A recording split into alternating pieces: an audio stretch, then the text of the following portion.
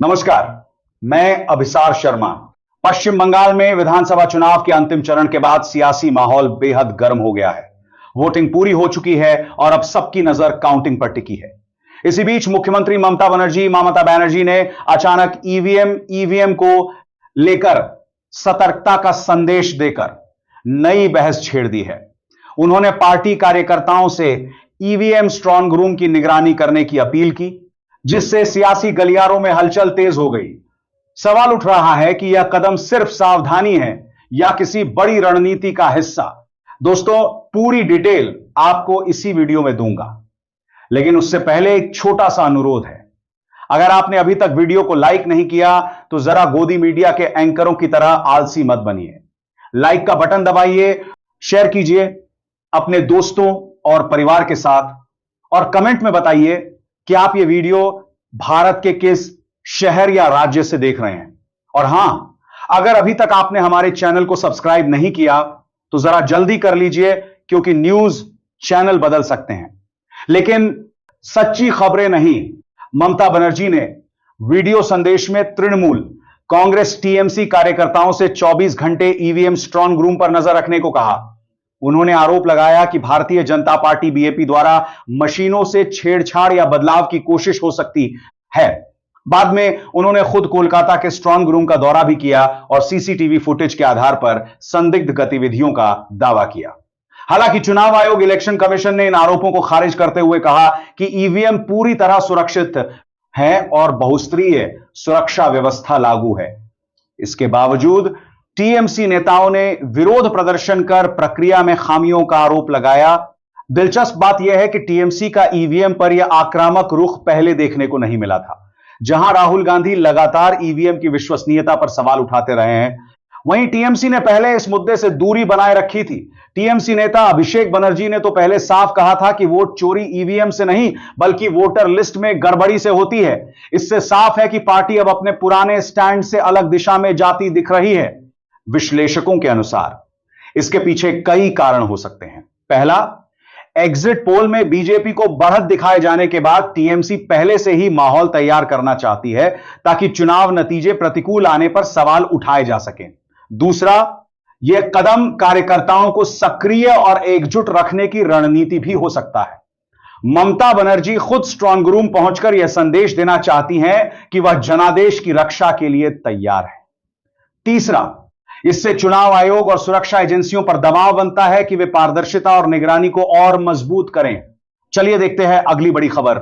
चुनाव आयोग ने शुक्रवार को पश्चिम बंगाल की सभी 294 विधानसभा सीटों के सामान्य पर्यवेक्षकों को निर्देश दिया कि वे 4 मई को सुबह 8 बजे मतगणना शुरू होने से पहले अपने अपने मतगणना केंद्रों और मतगणना हॉल में मौजूद रहें। आयोग ने यह भी कहा है कि वे मतगणना पूरी होने और विजयी उम्मीदवारों को जीत का प्रमाण पत्र दिए जाने तक वहां मौजूद रहें। पश्चिम बंगाल के मुख्य निर्वाचन अधिकारी सीईओ कार्यालय के एक सूत्र ने बताया कि आयोग ने यह भी तय किया है कि मतगणना प्रक्रिया के दौरान किसी भी गड़बड़ी या अनियमितता के लिए सामान्य पर्यवेक्षकों को जिम्मेदार माना जाएगा। सूत्र ने बताया, सामान्य पर्यवेक्षकों को मतगणना की कार्यवाही की नियमित जानकारी कोलकाता स्थित सीईओ कार्यालय के केंद्रीय कंट्रोल रूम और संबंधित जिला मजिस्ट्रेट, जिला निर्वाचन अधिकारी के कार्यालयों में बने जिला स्तरीय कंट्रोल रूम को देनी होगी। इस बीच चुनाव आयोग ने मतगणना के दिन और उसके बाद हिंसा या किसी तरह की गड़बड़ी रोकने के लिए कई कदम पहले ही तय कर दिए हैं। सूत्र ने कहा, अब तक यह तय किया गया है कि मतगणना केंद्रों के सबसे अंदरूनी सुरक्षा घेरे यानी मतगणना कक्षों में सुरक्षा के लिए केंद्रीय सशस्त्र पुलिस बल सीएपीएफ की 200 कंपनियां तैनात की जाएंगी। इसके अलावा एक मतगणना केंद्र के साथ अंदर और दूसरा केंद्र के बाहर 2 और सुरक्षा घेरों की व्यवस्था होगी। इस बार सुरक्षा व्यवस्था मजबूत रखने के लिए मतगणना केंद्रों की संख्या घटाकर 77 कर दी गई है। अधिकृत चुनाव अधिकारी, कर्मचारी, राजनीतिक दलों के एजेंट और उम्मीदवारों को मतगणना केंद्र में प्रवेश के लिए 3 स्तर की जांच प्रक्रिया से गुजरना होगा। पहले और दूसरे चरण में पहचान पत्र की मैन्युअल जांच होगी, जबकि तीसरे चरण में क्यूआर कोड के जरिए पहचान सत्यापन किया जाएगा। वहीं 2021 के पश्चिम बंगाल विधानसभा चुनाव के बाद हुई हिंसा को देखते हुए चुनाव आयोग ने एहतियात के तौर पर अगली सूचना तक राज्य में सीएपीएफ की 700 कंपनियां तैनात रखने का फैसला किया है। चलिए देखते हैं अगली बड़ी खबर।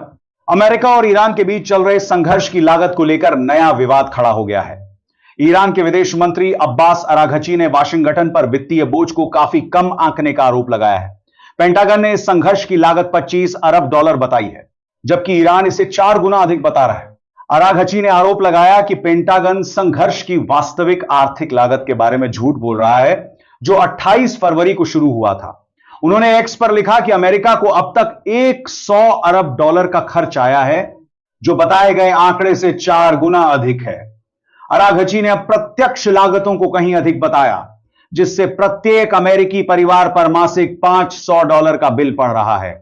इसके विपरीत पेंटागन के एक वरिष्ठ अधिकारी जूल्स हर्स्ट ने इस सप्ताह युद्ध की लागत का पहला औपचारिक अनुमान पेश किया। उन्होंने हाउस आर्म्ड सर्विसेज समिति को बताया कि संघर्ष में अमेरिका को अब तक लगभग 25 अरब डॉलर का खर्च आया है, जिसमें अधिकांश खर्च गोला बारूद पर हुआ है। हर्ष ने यह स्पष्ट नहीं किया कि अनुमान में दीर्घकालिक खर्च शामिल हैं या नहीं। स्पष्टता की कमी पर समिति के शीर्ष डेमोक्रेट एडम स्मिथ ने तीखी प्रतिक्रिया व्यक्त की। उन्होंने कहा, मुझे खुशी है कि आपने उस सवाल का जवाब दिया, क्योंकि हम बहुत लंबे समय से पूछ रहे थे और किसी ने हमें संख्या नहीं दी। 25 अरब डॉलर का आंकड़ा नासा के वार्षिक बजट के बराबर है, पर अनुमान की सटीकता पर सवाल है। पिछले महीने की एक रॉयटर्स रिपोर्ट में सूत्रों के हवाले से बताया गया था कि युद्ध के पहले 6 दिनों में ही कम से कम 11.3 अरब रुपए का खर्च आया होगा। अराघची ने पेंटागन पर संघर्ष की वास्तविक लागत छिपाने का आरोप लगाया है। उनके अनुसार अमेरिका को अब तक 100 अरब रुपए का सीधा खर्च आया है, जो आधिकारिक आंकड़े से 4 गुना अधिक है। उन्होंने अप्रत्यक्ष लागतों को भी कहीं अधिक बताया, जिससे प्रत्येक अमेरिकी परिवार पर मासिक 500 डॉलर का बिल पड़ रहा है। इसके विपरीत पेंटागन के अधिकारी जूल्स हर्स्ट ने 25 अरब डॉलर का अनुमान दिया, जिसमें मुख्य रूप से गोला बारूद पर खर्च शामिल है। जूल्स हर्स्ट के अनुमान में दीर्घकालिक खर्चों की स्पष्टता न होने पर एडम स्मिथ ने सवाल उठाए।